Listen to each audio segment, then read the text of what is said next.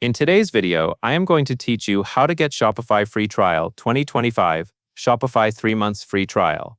To begin, open your web browser and go to shopify.com. Make sure you are on the official Shopify website so you are seeing the current trial offer and the correct sign-up page.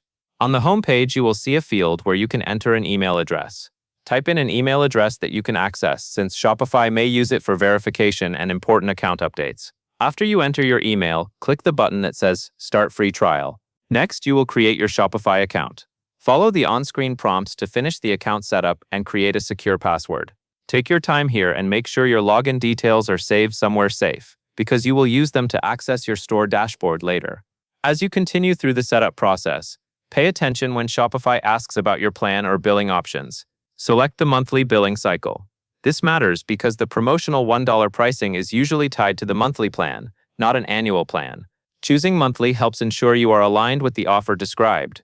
If Shopify presents extra setup questions or optional steps, you can choose to skip those for now so you can get into your store and start building.